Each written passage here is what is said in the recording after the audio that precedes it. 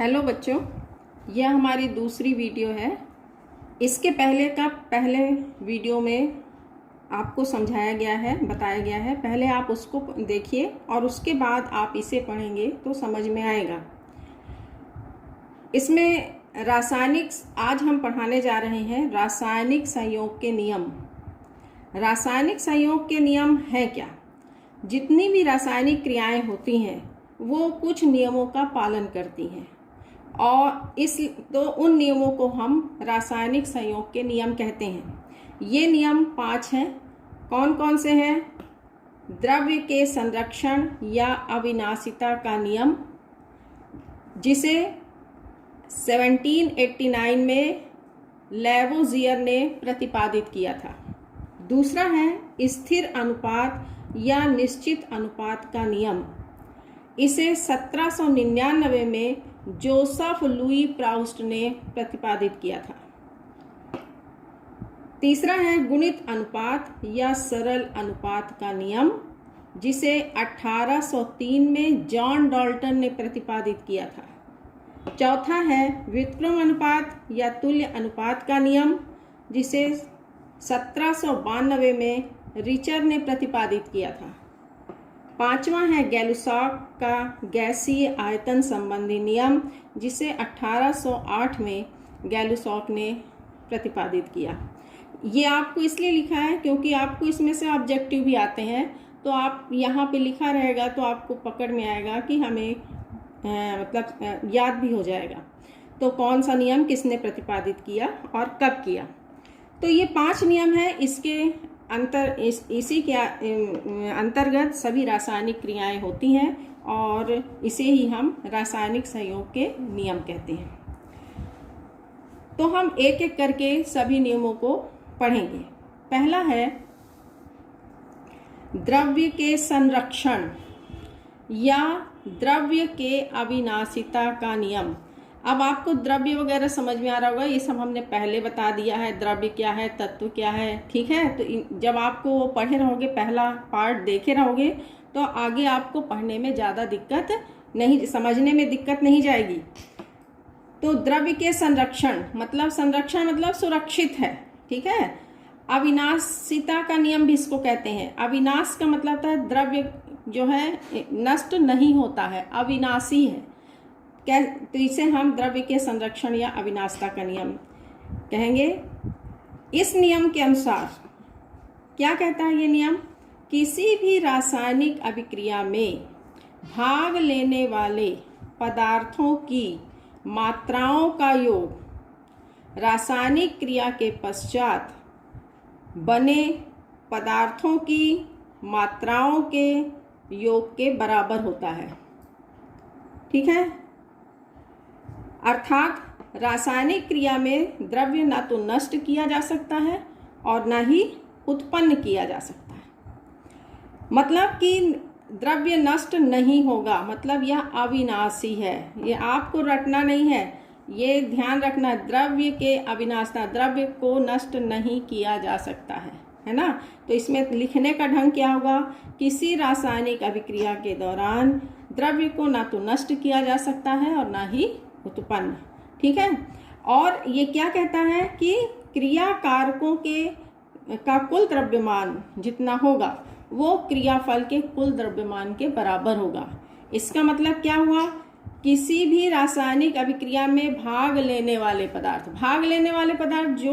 जो पदार्थ अभिक्रिया में भाग लेते हैं उनको क्या कहते हैं? क्रिया कारक।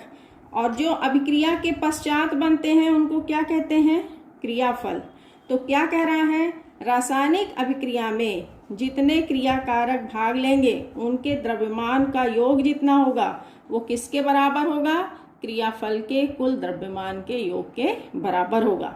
ये है द्रव्य के संरक्षण का नियम, ठीक है। इसको लैंडॉल्ट ने प्रयोग करके बताया था।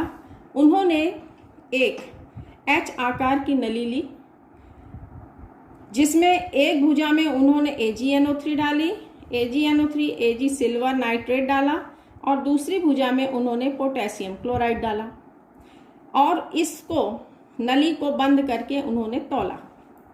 तौला और उसका वजन नोट कर लिया। इसके पश्चात उन्होंने क्या किया, इस नदी को पलट दिया। जब पलटा तो ये किस में मिल गया, KCl में, और ये इसमें, ये दोनों जो विलयन थे ये एक दूसरे में मिल गए। जब मिले तो इसमें क्या हो गई, रासायनिक क्रिया हो गई। जैसे AgNO3 KCl से मिला तो क्या बन गया, रासायनिक क्रिया। ये क्रिया बता रहा है कि ये इसमें बदल रहा है, क्या बन जाएगा, AgCl प्लस KNO3, मतलब सिल्वर क्लोराइड और पोटेशियम नाइट्रेट बन जाता है। तो इसमें आप समझोगे, जब ये बन जाता है मतलब रासायनिक क्रिया हो गई। अब क्रिया के पश्चात इसे फिर से तौला H आकार की ट्यूब को। जब तौला तो उन्होंने पाया कि जो वजन पहले था, जब अभिक्रिया नहीं हुई थी, जो वजन इसका पहले था वही वजन बाद में आता है, मतलब उसका द्रव्यमान जो है बाद में भी आता है। इसका मतलब क्या हुआ कि क्रिया कारक का द्रव्यमान किसके बराबर होता है, क्रियाफल के द्रव्यमान के बराबर होता है। ठीक है। रासायनिक अभिक्रिया के दौरान द्रव्य ना तो नष्ट किया जा सकता है और ना ही उत्पन्न। ठीक है। आप लोगों को ये देखिए हमने लिख भी दिया है, जो क्रिया में भाग लेते हैं पदार्थ उसको क्या बोलते हैं, क्रिया कारक। जो क्रिया के पश्चात बनते हैं उसको हम क्रियाफल या उत्पाद कहते हैं। ठीक है।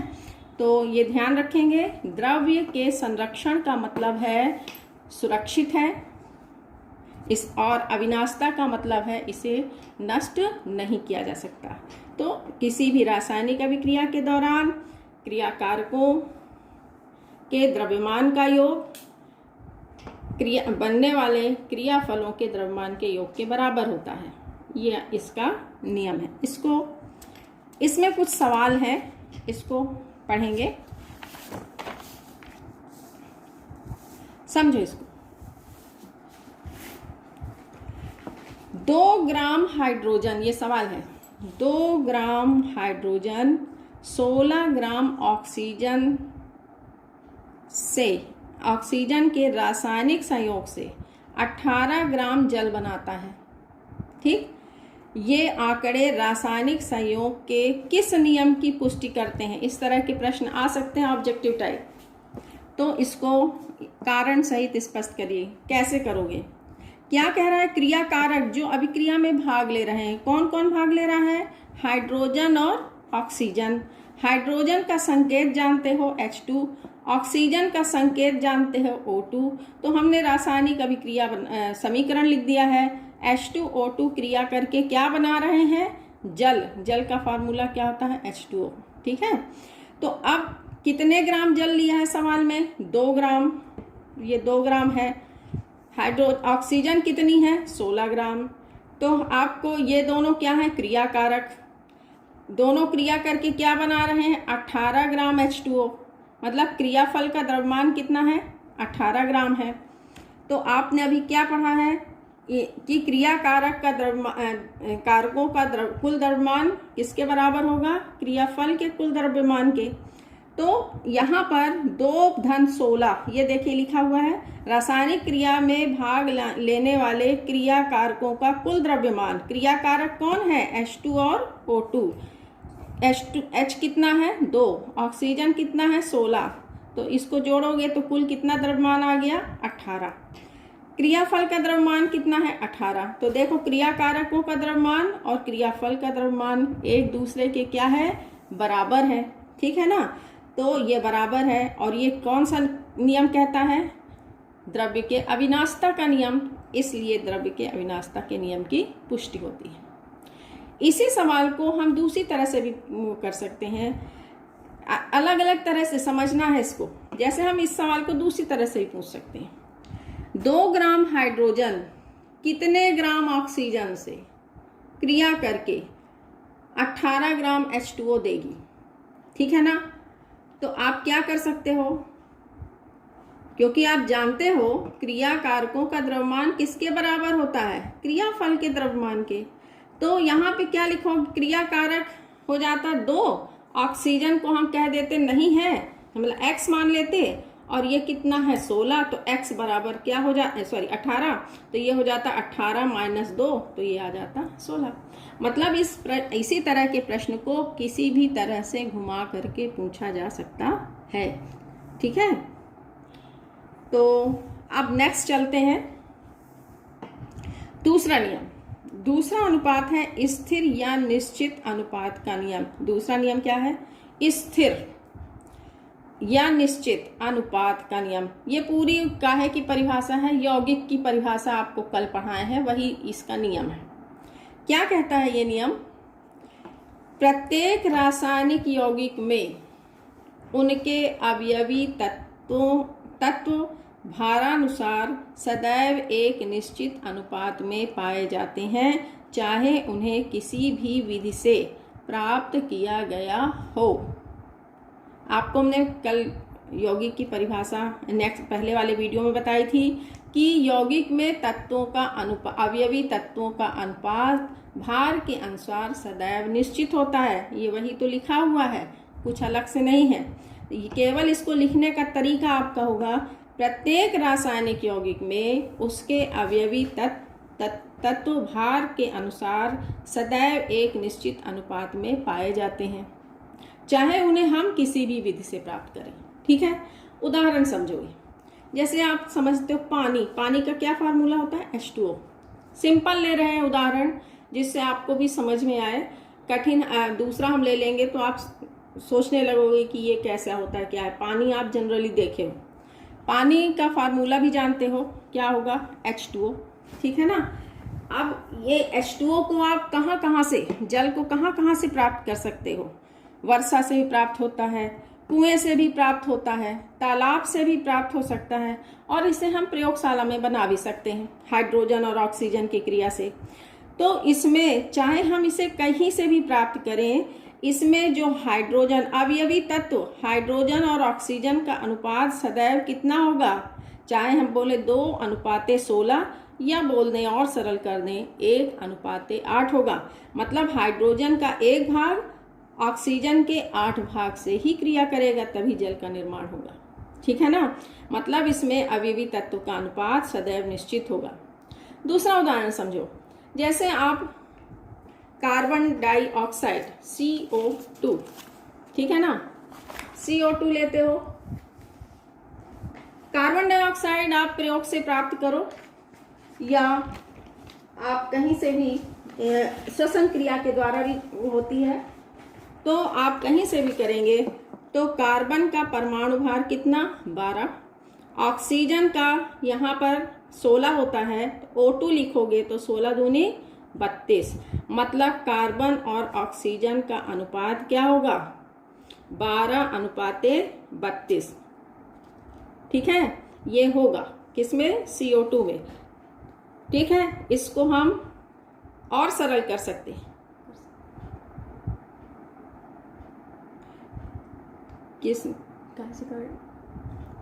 ठीक है ना।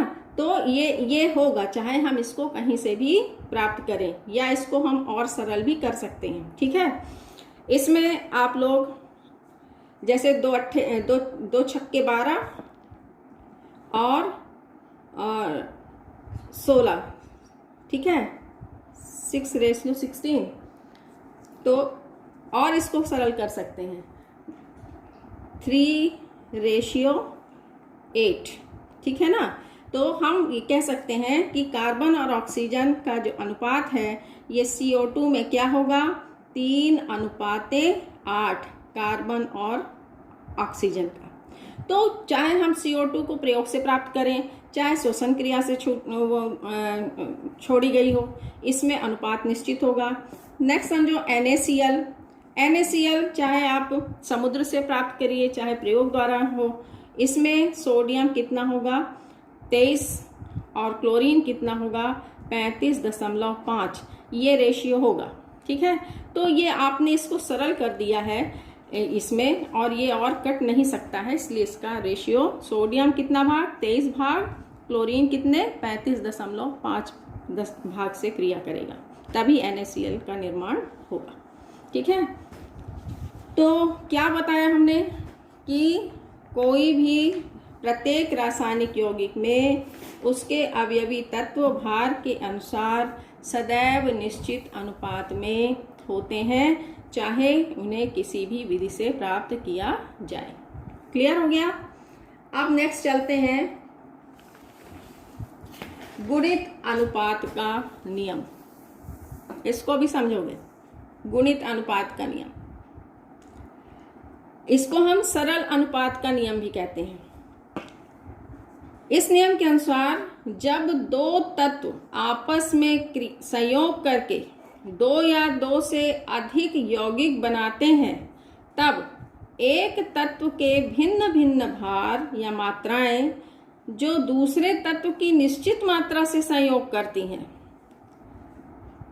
तो परस्पर एक सरल या पूर्णांक अनुपात रखती हैं। मतलब इसमें ध्यान रखना है, दो तत्व की बात कर रहे हैं, दो तत्व आपस में क्रिया करके दो या दो से अधिक यौगिक बनाते हैं, तो जब एक तत्व के भिन्न भिन्न भार दूसरे तत्व के निश्चित भार से संयोग करते हैं, तो वे सरल अनुपात में होंगे। ठीक है? तो इसमें कैसे आप करोगे? देखो, कार्बन और ऑक्सीजन क्रिया करके दो प्रकार के यौगिक बनाता है, एक कार्बन मोनोऑक्साइड और दूसरा कार्बन डाइऑक्साइड। इसमें कार्बन की निश्चित क्या कहता है कि जब दो तत्व कार्बन और ऑक्सीजन है ना, आपस में क्रिया करके दो या दो से अधिक, इसमें दो ही यौगिक बना रहे हैं, दो या दो से अधिक यौगिक बनाते हैं, तो जब एक तत्व के भिन्न भिन्न भार दूसरे तत्व के निश्चित भार से संयोग करते हैं, तो जो ये भिन्न भिन्न भार वाला तत्व है, इसका जो द्रव्यमान होगा ये सरल अनुपात में होगा। यही ये नियम कह रहा है। इसको रटना नहीं, समझ के लिखोगे, अपने आप बनेगा। जब दो तत्व आपस में क्रिया करके दो या दो से अधिक यौगिक बनाते हैं, तो जब एक तत्व के भिन्न भिन्न भार दूसरे तत्व के निश्चित भार से संयोग करते हैं, तो ये पहले वाले तत्व का भार आपस में सरल अनुपात में होगा। ये है नियम। आगे समझ में कैसे ये, तो अब देखो, इसमें कार्बन और ऑक्सीजन का अनुपात लिखना है CO में। कार्बन का परमाणु भार कितना होता है? 12। ऑक्सीजन का कितना होता है? 16। तो CO में अनुपात क्या हो गया? 12:16। दूसरा है CO2 बनाएगा, कार्बन का परमाणु भार कितना? 12। अब यहाँ पे देखो O2 है, तो 16 दूनी 32, ये लिख दिए। अब देखो, इसमें दूसरे तत्व के भिन्न भिन्न भार हो गए, इसका निश्चित भार हो गया। मतलब ऑक्सीजन का CO में 16 भाग और CO2 में 32 भाग, निश्चित भार किससे? 12 से क्रिया कर रहा है। तो इसका अनुपात क्या हो गया? 16:32। इसको और सरल करोगे तो 1:2।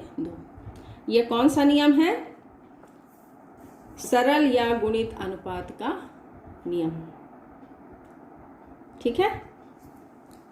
दूसरा चीज समझोगे, इसी का दूसरा उदाहरण,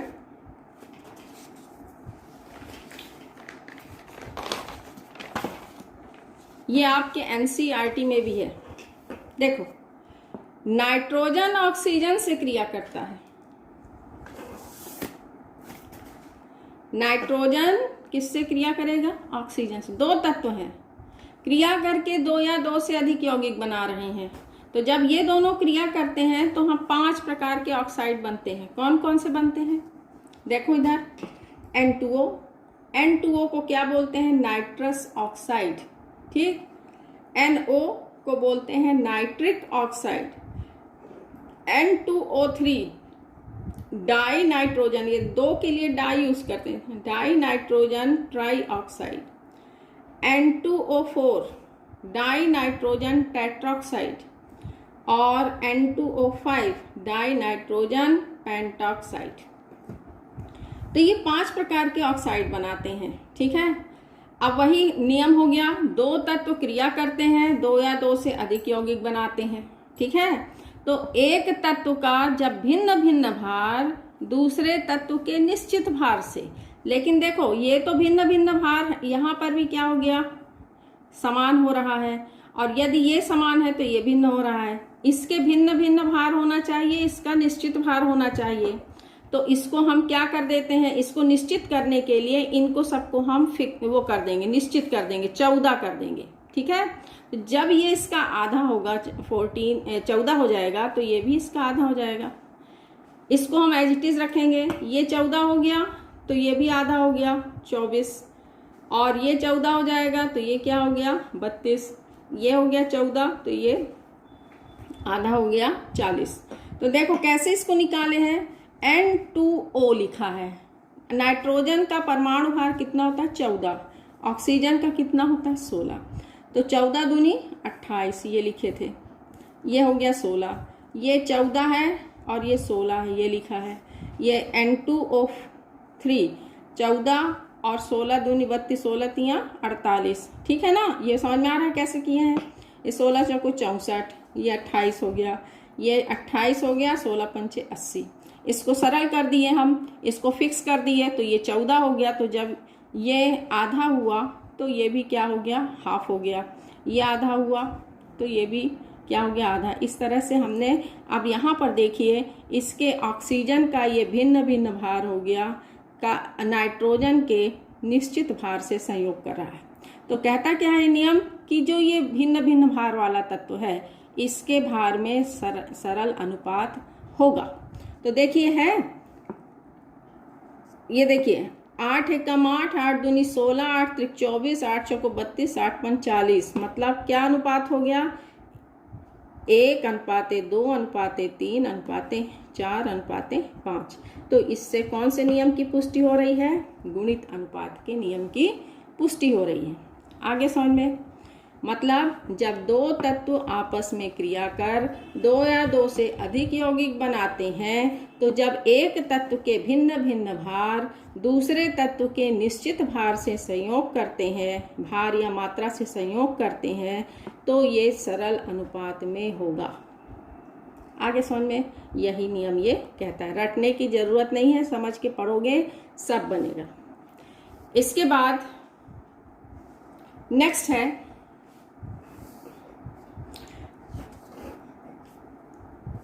व्युत्क्रम या तुल्य अनुपात का नियम। व्युत्क्रम या तुल्य अनुपात का नियम, ठीक है, इसको समझोगे।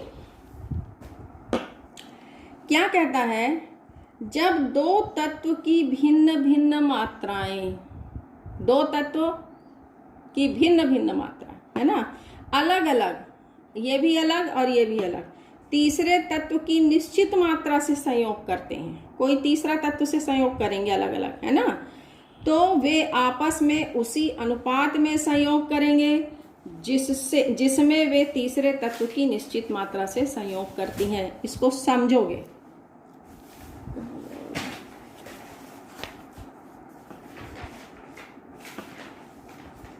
हाँ, समझोगे।